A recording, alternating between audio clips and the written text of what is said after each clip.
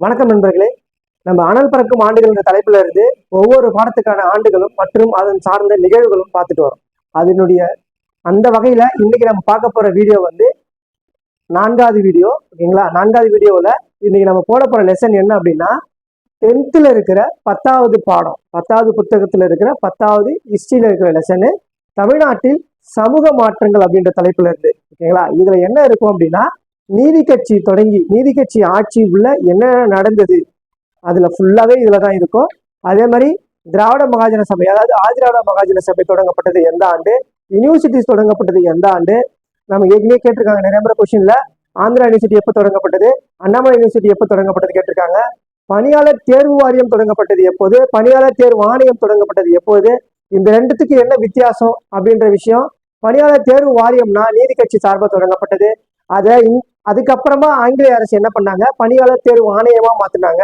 So இந்த மாதிரியான ஒரே நிகழ்வா, அதாவது ஒட்டுமொத்த நிகழ்வும் ஒரே வீடியோ பதிவா நம்ம இந்த வீடியோ பதிவுல பார்க்க போறோம். இந்த வீடியோவை ஃபுல்லா பாருங்க, தொடர்ச்சியா பாருங்க. அப்பதான் உங்களுக்கு இதனுடைய ஒரு சாட்டிஸ்பேக்ஷன் கட்டாயமா கிடைக்கும். ஓகேங்களா? வாங்க பார்க்கலாம். ஃபர்ஸ்ட் ஆண்டு இதுல என்ன பண்ணிருப்பேன்னா ஆர்டரா எழுதியிருப்பேன். ஓகேங்களா? நமக்கு ஸ்கூல் புக்ல அங்கங்க மிங்கலாய் கொடுத்துருப்பாங்க. இதுல நான் என்ன பண்ணிருப்பேன்னா ஸ்டார்டிங்ல இருந்து எண்டு வரைக்கும் இந்த லெசன்ல என்னென்ன இயர் இருக்கு, அதுவே கூடவே இந்த இயர் கூட வேற எங்கெங்கெல்லாம் இருக்கு, வேற என்ன சம்பந்தப்பட்ட விஷயங்கள் இருக்கு அப்படின்ற தகவலையும் நான் என்ன பண்ணிருப்பேன் இதுல ஆட் பண்ணியிருப்பேன். ஓகேங்களா? So first 1893. 1893னா ஆதி திராவிட மகாஜன சபை. ஆக்சுவலா இது என்னன்னு வச்சிருப்பாரு, பறையர் மகாஜன சபைன்னு வச்சிருப்பாரு. யாரால் தொடங்கப்பட்டது அப்படின்னா தாத்தா ரட்டமணி சீனிவாசன் அவர்களால் தொடங்கப்பட்ட இயக்கம் தான் ஆதி திராவிட மகாஜன சபை. அது முன்னாடி பறையர் மகாஜன சபைன்னு இருந்தது, பிறகு அது ஆதி திராவிட மகாஜன சபையின் பெயர் மாற்றம் செய்வார். ஓகேங்களா? அதே சமயத்துல அதே வார்த்தை சம்பந்தப்பட்ட இன்னொரு இயக்கம் எது அப்படின்னா திராவிட மகாஜன சபை. இவருக்கு முன்னாடியே திராவிட மகாஜன சபைன்ற ஒரு சபையை உருவாக்கியவர் யாருன்னா அயோத்திதாச பண்டிதர். அது எந்த ஆண்டுனா 1891ஆம் ஆண்டு. இதனுடைய முதல் மாநாடு எங்க நடந்திருக்குன்னா நீலகிரியில் நடந்திருக்கும். இது எல்லாமே கொஸ்டின் தாங்க, எல்லாமே எக்ஸாம்ல கேட்ட கொஸ்டின் ஏரியா. ஓகேங்களா? அதுக்கு அடுத்தது 1912. நம்ம முன்னாடி வீடியோல பார்த்தோம் 1912 என்னன்னு பார்த்தோம்னா மதராஸ் திராவிட சங்கம் பார்த்திருப்போம், அல்லது சென்னை திராவிட கழகம் பார்த்திருப்போம். ஓகேங்களா? ஸோ ரெண்டுமே ஒண்ணுதான். அது 1912ஆம் ஆண்டு இயற்றப்பட்ட ஒரு இயக்கம். அதே மாதிரி சங்கீத வித்யா மகாஜன சங்கம், இது என்ன அப்படின்னா தஞ்சாவூர்ல தொடங்கியிருப்பார். யார் தொடங்கப்பட்டதுன்னா ஆபிரகாம் பண்டிதர் அவர்களால் தொடங்கப்பட்டது. இந்த கருணாமிரத சாகரம் என்ற நூலை இசைக்காக எழுதப்பட்ட ஒரு நூல் எதுனா அது கருணாமிரத சாகரம். அது எழுதியவர் யாருன்னா ஆபிரகாம் பண்டிதர். இதுவும் கொஸ்டின்ல கேட்கப்பட்டது. ஓகேங்களா? அதுக்கு அடுத்தது 1917. இது என்ன அப்படின்னா அகில இந்திய பெண்கள் சங்கம். அகில இந்திய பெண்கள் சங்கம் இதோட முதல் தலைவராக இருந்தவர் யாரு அப்படின்னா டாக்டர் முத்துலட்சுமி அம்மையார் அவர்கள். ஓகேங்களா? அதுக்கு அடுத்தது 31/10/1920. இந்த 31/10/1920 இங்கேயும் அக்டோபர் மாசம் ஒரு நிகழ்வு ஒன்று வருது, அதே மாதிரி இங்கேயும் அக்டோபர் மாசம் நிகழ்வு ஒன்று வருது. ஓகேங்களா? இது அக்டோபர் மாசம் 10ஆம் தேதி, இது அக்டோபர் மாசம் 31ஆம் தேதி. இந்திய தொழிலாளர் சங்கத்தினுடைய முதல் மாநாடு எங்க நடைபெற்றது அப்படின்னா எப்ப நடைபெற்றது அப்படின்னா 1920 நடைபெற்றது. ஓகேங்களா? இந்திய தொழிலாளர் சங்கத்தினுடைய முதல் மாநாடு அக்டோபர் மாசம் 31ஆம் தேதி 1920 நடைபெற்றது. அதுக்கு அடுத்ததுதான் ரொம்ப முக்கியமானது வகுப்பு வாரி பிரதிநிதித்துவ அரசாணைகள். இதுவும் எத்தனையோ முறை கொஸ்டின்ல கேட்டிருக்காங்க, இதுவும் ரிப்பீட்டட் கொஸ்டின் தாங்க. ஸோ இதுல இருக்கிற எல்லா இயருமே மேக்சிமம் கொஸ்டின் எக்ஸாம்ல கேட்ட கொஸ்டின் ஏரியா மட்டும்தான், இயர்ஸ் மட்டும்தான். ஓகேங்களா? ஸோ 1921 1922 இந்த ரெண்டு அரசாணைகள் தான் இடஒதுக்கீடு கொடுத்தது. பிராமணர் அல்லாதவருக்கு இடஒதுக்கீடு வழங்கப்பட்டது, அதாவது சுதந்திரத்திற்கு முன் ஆங்கிலேய ஆட்சி கீழ் இருக்கும்போது. செப்டம்பர் மாசம் 16ஆம் தேதி 1921, ஆகஸ்ட் மாசம் 15ஆம் தேதி 1922. இதுல பாருங்க, இது 15, இது 16, இது அப்படியே ரிவர்ஸ், ஆகஸ்ட் செப்டம்பர். ஆனா இயர் வந்து 21 22 இருக்கும். ஓகேங்களா? ஞாபகம் வச்சுக்கோங்க. இந்த ஆகஸ்ட் 15 நமக்கு சுதந்திர தினம், அதுக்கு அடுத்து செப்டம்பர் 16 வகுப்பு வாரி பிரதிநிதித்துவக்கான அரசாணைகள் வெளியிடப்பட்டது. யாரால அப்படின்னா நீதி கட்சியினுடைய ஆட்சியின் போது. 1924 இது என்ன அப்படின்னா பணியாளர் தேர்வு வாரியம். இந்த 24க்கும் இந்த 1929க்கும் ஒரு வித்தியாசம் என்னன்னா இது தேர்வு வாரியம், இது தேர்வு ஆணையம். இது ஆங்கிலேய கவர்மெண்டால கொண்டு வரப்பட்டது, இது நீதி கட்சியால கொண்டு வரப்பட்டது. ஓகேங்களா? அடுத்தது 1925 சுயமரியாதை இயக்கம் தொடங்கப்பட்டது. சுயமரியாதை இயக்கம் யாரால் தொடங்கப்பட்டது? பெரியாரால் தொடங்கப்பட்டது. ஓகேங்களா? இதோட முதல் 1924 பணியாளர் தேர்வு வாரியம், இது வந்து நீதி கட்சி ஆட்சியில தொடங்கப்பட்டது. ஓகேங்களா? அதுக்கு அடுத்தது 1925 சுயமரியாதை இயக்கம் தொடங்கப்பட்டது. சுயமரியாதை இயக்கம் யாரால் தொடங்கப்பட்டது அப்படின்னா பெரியாரால் தொடங்கப்பட்டது. இந்த சுயமரியாதை இயக்கத்துடைய மாநாடு 4 மாநாடு நடந்திருக்கும். அதோடைய முதல் மாநாடு எங்க நடக்கும் அப்படின்னா செங்கல்பட்டுல நடக்கும். ஓகேங்களா? அது எப்ப அப்படின்னா 1929. இந்த இயக்கம் தொடங்கப்பட்டதுல இருந்து 4 ஆண்டு கழித்து தான் முதல் மாநாடு நடக்கும். அதுக்கு அடுத்தது இதுக்கு யார் தலைவர் அப்படின்னா சவுந்தரபாண்டியன் தலைவர். ஓகேங்களா?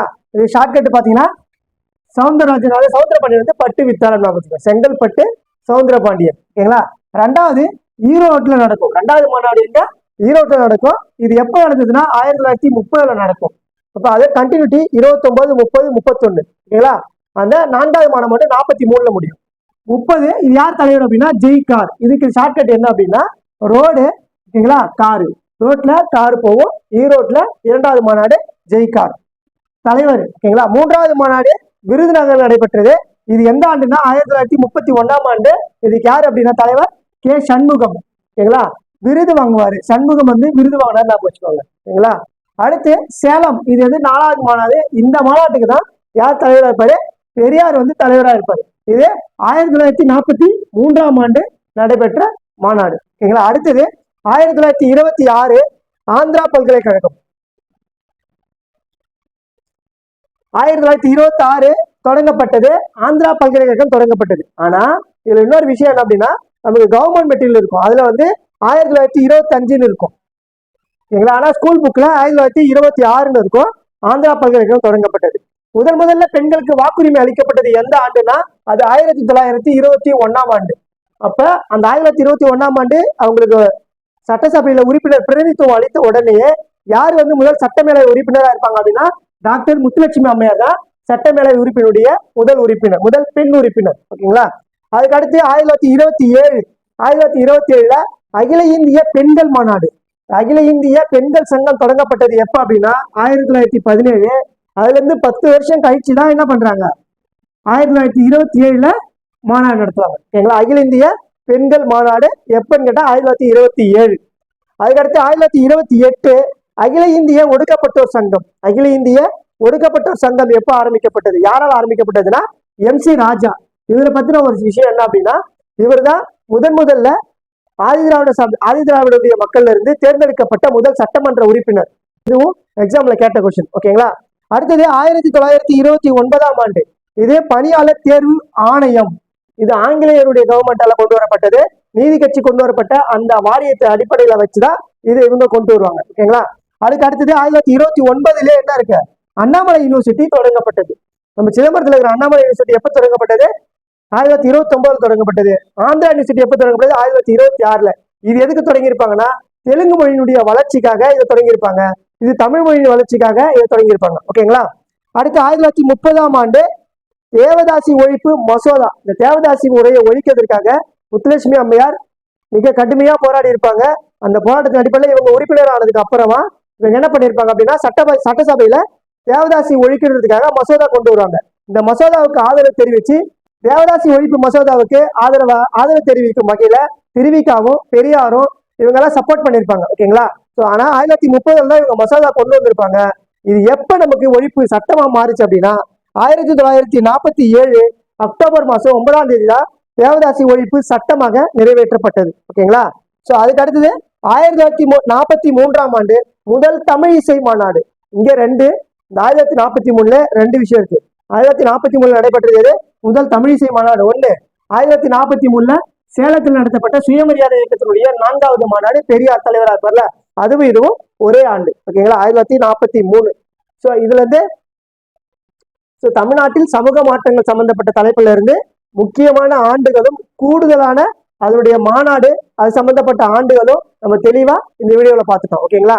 இந்த வீடியோ உங்களுக்கு பிடிச்சிருந்துச்சுன்னா லைக் பண்ணுங்க, ஷேர் பண்ணுங்க, உங்க ஃப்ரெண்ட்ஸ் சர்க்கிளுக்கு இந்த வீடியோவை ஷேர் பண்ணி விடுங்க. இது ரொம்ப யூஸ்ஃபுல்லா இருக்கும் நம்பிக்கையோட தான் இந்த வீடியோ பதிவை நான் போடுறேன். நன்றி.